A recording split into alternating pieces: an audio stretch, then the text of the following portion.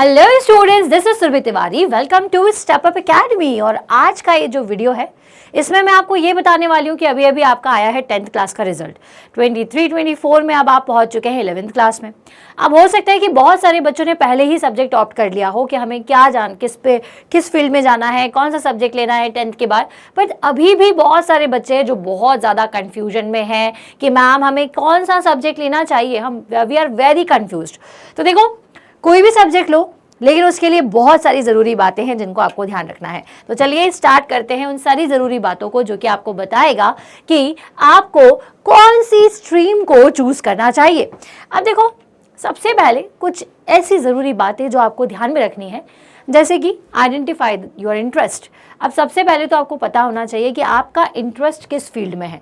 अब हो सकता है कि आपका इंटरेस्ट है बायो के सब्जेक्ट्स में ज़्यादा और आपने ले लिया कॉमर्स, तो फिर ये आपके इंटरेस्ट से अलग चीज़ हो जाएगी। मतलब कि अगर आपको ये जानना में इंटरेस्ट है कि आपकी बॉडी के अंदर ये जो चेंजेस हो रहे हैं वो किस वजह से हो रहे हैं, या फिर आपको अलग अलग मेडिसिन बड़ी ही अट्रैक्ट करती है, या फिर ऐसी सारी चीज़ें बहुत अट्रैक्ट करती है ये जानना कि कैसे हमारा ह्यूमन ब्रेन जो है वो वर्क करता है, कैसे हमारे जो ब्लड है वो एक जगह से दूसरी जगह ट्रांसफ़र होता है, या कैसे प्योरिफिकेशन हो जाता है, ये सारी चीज़ें क्यों होती है, उसके अंदर की डिटेल्स एक्चुअल में क्या है, देन आपको डेफिनेटली साइंस को ऑप्ट करना चाहिए। जिसमें साइंस में अगर आप जाओ तो आपको लेना पड़ेगा पीसीबी। ठीक है, अब ये पीसीबी क्या है वो मैं अभी आपको आगे समझाती हूँ। उसी तरीके से अगर आप टेक्नोलॉजी फ्रेंडली है, अगर टेक्नोलॉजीज़ आपको बहुत अच्छी लगती हैं, जैसे कि आपको कंप्यूटर्स प्रोग्रामिंग में बहुत इंटरेस्ट है, या फिर सॉफ्टवेयर्स के बारे में जानना, मोबाइल सिस्टम्स के बारे में जानना, या फिर किसी रिसर्च एंड डेवलपमेंट के बारे में कि इस पर्टिकुलर चीज़ में तो और रिसर्च होना चाहिए, इस पर्टिकुलर थ्योरी पर तो और वर्क होना चाहिए, तो देन डेफिनेटली आपको मैथ्स पर ऑप्ट करना चाहिए, क्योंकि मैथ्स से आप ऐसी डिग्री ऑप्ट कर पाएंगे जिसमें आप इन सारी फील्ड में आगे जाएंगे। तो आपको इंटरेस्ट आपका पता होना चाहिए। अगर आपको शेयर मार्केट में बहुत ज़्यादा इंटरेस्ट आता है, मार्केटिंग के कुछ फंडेज आपको ज़्यादा अच्छे लगते हैं कि यार मार्केटिंग का ये आइडिया अगर मुझे हो जाए तो मैं इसको इस तरह से डेवलप कर सकता हूँ, अगर आपको ऐसा एरिया ऑफ इंटरेस्ट है, आप उस तरीके की वीडियोज़ ज़्यादा देखते हो, तो डेफिनेटली वो आपका इंटरेस्ट ऑफ एरिया है।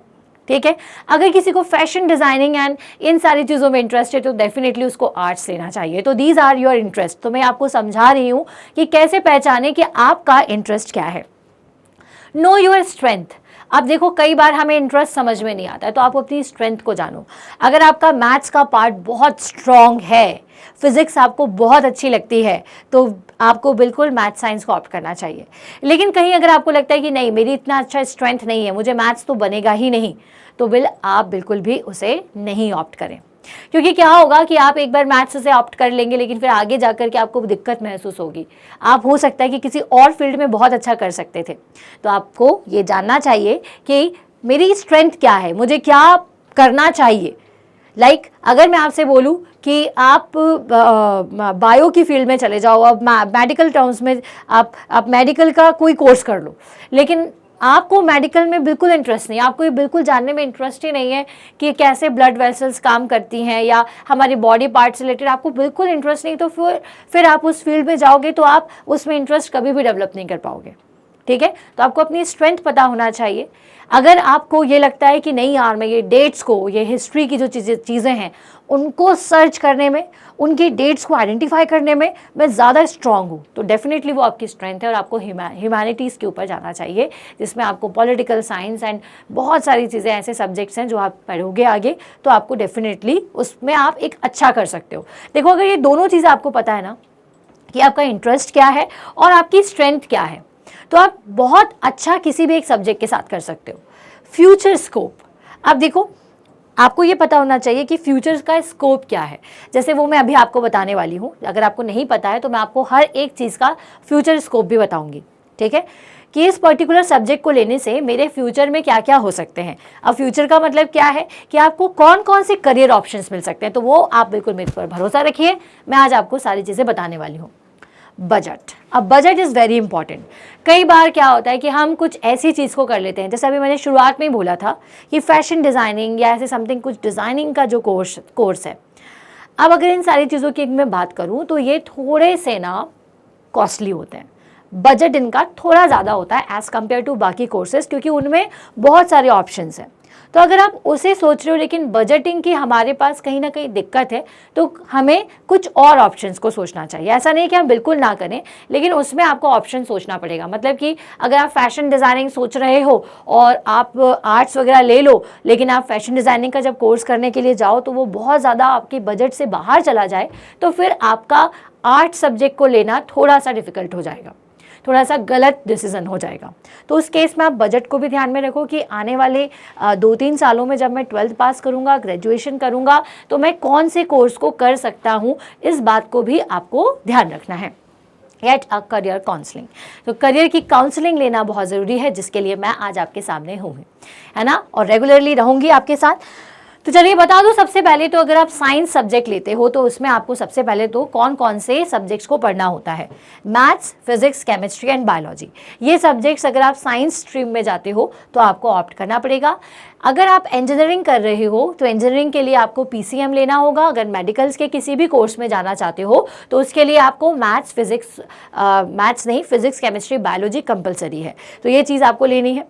अब देखिए यहाँ पर मेडिकल और इंजीनियरिंग, बीएससी भी है और डेटा साइंस के भी हैं, तो मतलब ये सारे ऑप्शंस आपके किसके लिए हैं, जब आप पीसीएम भी लेते हो। तो पीसीएम में इंजीनियरिंग बीएससी है, ठीक है, डेटा साइंस है, पीसीबी में मेडिकल बीएससी है, ठीक है। अब मेडिकल में ऐसा ज़रूरी नहीं है कि हम हमेशा एमबीबीएस देखें, बहुत सारे दूसरे कोर्सेज भी हैं, बीएचएमएस है, नर्सिंग है, डेंटिस्ट है, बहुत सारे कोर्सेज हैं जो कि आपको मेडिकल फील्ड में मिल जाते हैं। अगर आप इंजीनियरिंग करते हो तो इसमें भी बहुत सारी ब्रांचेस हैं। अब आपको मान लीजिए कि इंजीनियरिंग आपने कर लिया लेकिन कंप्यूटर से रिलेटेड लैंग्वेज वगैरह में आप इतने कंफर्टेबल नहीं है, but still you love maths और आपको इंजीनियरिंग करनी है मैथ्स के बाद, तो आप इंजीनियरिंग ऑप्ट करते हो। तो इसमें बहुत सारी फील्ड हैं, सिविल इंजीनियरिंग है, मैकेनिकल इंजीनियरिंग है, इलेक्ट्रिकल इंजीनियरिंग है ना, एरोनॉटिकल इंजीनियरिंग है, अगर आपको एरोप्लेन्स और इन सब में बहुत इंटरेस्ट है तो आप इसमें इंजीनियरिंग की फील्ड से जा सकते हो। बीएससी करके आप एमएससी करोगे, प्रोफेसर बन सकते हो, किसी भी अच्छी कंपनी में आप जॉब कर सकते हो। इधर वो आपकी सॉफ्टवेयर कंपनीज भी हो सकती हैं, कोर कंपनीज भी हो सकती हैं, कुछ भी हो सकता है, ठीक है। डेटा साइंस में भी वही सेम केस है जो मैंने आपको इंजीनियरिंग के साथ में बताया है। तो ये सारे ऑप्शंस, ये सारे करियर ऑप्शंस खुल जाते हैं जब आप पीसीएमबी को लेते हो। और करियर ऑप्शंस के बारे में अगर मैं बात करूं तो पीसीएमबी को लेने के बाद अगर आप इंजीनियरिंग या फिर बीएससी ये कोर्स भी करते हो तो इसके बाद और सारे ऑप्शंस हैं। आप गवर्नमेंट जॉब्स में भी जा सकते हो, आप बहुत सारी नंबर ऑफ प्राइवेट जॉब्स में भी जा सकते हो, बैंकिंग सेक्टर्स में भी जा सकते हो, मार्केटिंग सेक्टर्स में भी जा सकते हो। मतलब कि आप अगर पीसीएम ले रहे हो तो आपके पास मल्टीपल ऑप्शंस हैं। आप प्रोफेसर भी बन सकते हो, आप बैंकिंग में भी जा सकते हो, आप सॉफ्टवेयर फील्ड में भी जा सकते हो, आप मल्टीनेशनल कंपनीज में, कोर कंपनी मतलब कि जिसमें इलेक्ट्रिकल, मैकेनिकल इन सब का काम होता है, इन सारी कंपनीज में भी जा सकते हो। तो मतलब कि मैक्सिमम अगर आपको करियर ऑप्शंस चाहिए हैं और आपको सिर्फ एक ग्रेजुएशन कंप्लीट करना है तो आप इंजीनियरिंग को बिल्कुल ऑप्ट कर सकते हो। क्लियर है। और अब आ जाते हैं हम हमारे इंजीनियरिंग के कोर्सेज पर, जैसा मैंने आपको बताया। अब लेकिन मैं आपको बता दूं कि इसके लिए आपको स्कोर कितना चाहिए। 55 से 60% अगर आपके 10th क्लास में आए हैं तो definitely you can go for PCMB. Now next, commerce. अब कॉमर्स में कौन कौन से सब्जेक्ट आपको पढ़ने को मिलेंगे? Business studies, economics, accountancy. These are the 3 most important subjects of your commerce section. तो बिजनेस स्टडीज, इकोनॉमिक्स और अकाउंटेंसी एक ऐसे सब्जेक्ट्स हैं जिनमें अगर आपको इंटरेस्ट है तो आप डेफिनेटली कॉमर्स सेक्शन में जाइए। इसके बाद जब आप कॉमर्स से 12th करते हो और फिर ग्रेजुएशन करते हो तो आप कहाँ कहाँ जा सकते हो? Trade, financial marketing fields, BBA, ठीक है, बीए, ये सब करने के लिए आपको क्या करना होगा? कॉमर्स लेना पड़ेगा, ठीक है। तो इसके बीकॉम भी आप कर सकते हैं इसके बाद। तो ट्रेड, फाइनेंशियल मार्केटिंग और मार्केटिंग फील्ड्स के सारे करियर ऑप्शंस जो हैं वो इसके साथ ओपन हो जाएंगे। तो ये कॉमर्स फील्ड के साथ है।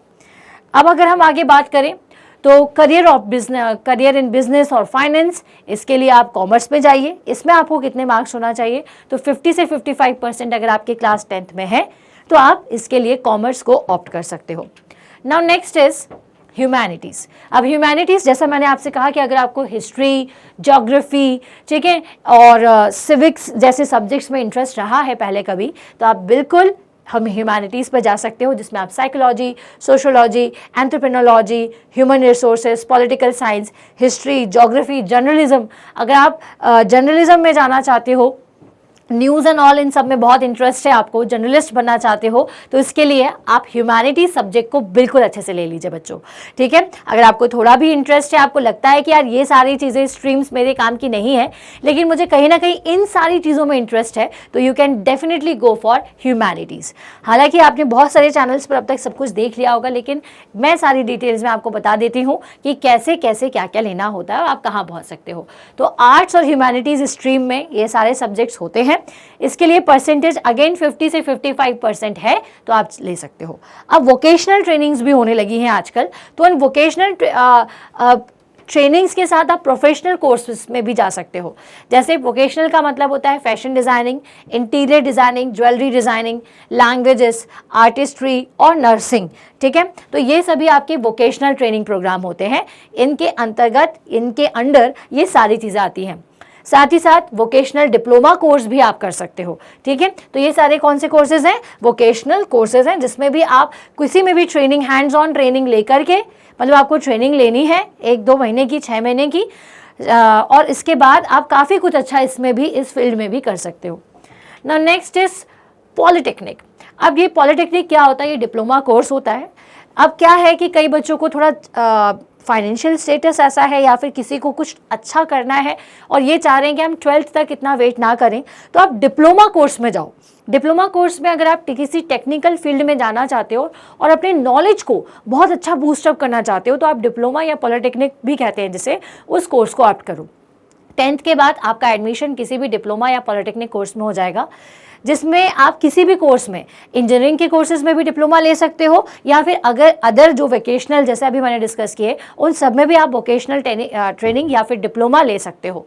जैसे डिप्लोमा कोर्सेज 10th क्लास के बाद होते हैं। आप कंप्यूटर्स में, सिविल में, मैकेनिकल में, इलेक्ट्रिकल में, केमिकल्स में, इन सभी में आप डिप्लोमा ले सकते हो। ये जो ड्यूरेशन है इसका, ये 1 साल, 2 साल या 3 साल होता है, डिपेंड कर रहा है कि आप किस में हैं।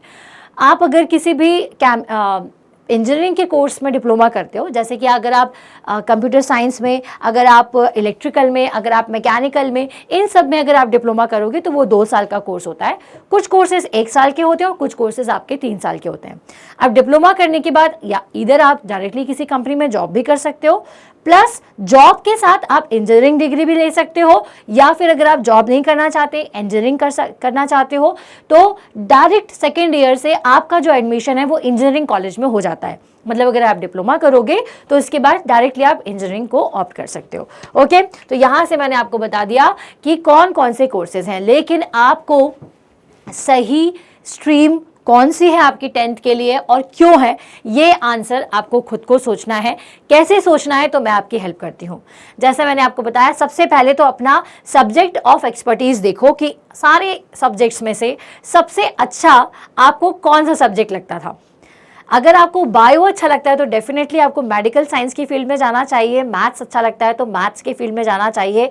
हिस्ट्री, ज्योग्राफी, ये सारे सब्जेक्ट्स 10th क्लास में इसलिए दिए जाते हैं कि आप इसके बाद अपना करियर ऑप्शन चूज कर पाए। और वाई, क्यों मुझे करना है, मतलब कि आपको आगे क्या करना है, ये बात आपके दिमाग में क्लियर होना चाहिए। अगर आपको बचपन से सपना है कि मैं इंजीनियर बनूं या कंप्यूटर साइंस में मैं बहुत अच्छा कुछ करूं या किसी मल्टीनेशनल कंपनी, सॉफ्टवेयर कंपनी में मैं काम करूं, तो डेफिनेटली आपको मैथ्स लेना चाहिए और कंप्यूटर साइंस इंजीनियरिंग से इंजीनियरिंग करनी चाहिए। तो मतलब 10th एक ऐसा बच्चों क्लास है, मैं डरा नहीं रही हूँ, आपको समझा रही हूँ, जिसके बाद आप ये देख सकते हो कि क्या मेरे लिए बेहतर करियर ऑप्शन होगा। तो आप खुद सोचिए कि आपका इंटरेस्ट क्या है और वो इंटरेस्ट क्यों है, क्या मुझे उस इंटरेस्ट से आगे जाके करना है। जैसे अगर मुझे मैथ्स पसंद है तो उस मैथ्स को मैं क्यों पसंद कर रही हूँ, क्योंकि मुझे कंप्यूटर साइंस सीखना है, कंप्यूटर साइंस इंजीनियरिंग करके क्योंकि मुझे मल्टीनेशनल कंपनी में जाना है। तो ये ऐसी चीज़ आपके दिमाग में भी क्लियर होने चाहिए। तो भाई बच्चों, यहाँ तो मैं आपकी बस थोड़ी सी हेल्प कर सकती थी कि 10th के बाद आप क्या लोगे, तो आपको कौन कौन सी अपॉर्चुनिटीज़ हैं। आई होप आपको ये वीडियो पसंद आया होगा, आपको कुछ मदद इस वीडियो से मिली होगी। ऐसे ही सारे वीडियोज़ को देखने के लिए, करियर काउंसलिंग्स के लिए, सब्जेक्ट्स को पढ़ने के लिए देखते रहिए step Up academy. And thanks for watching.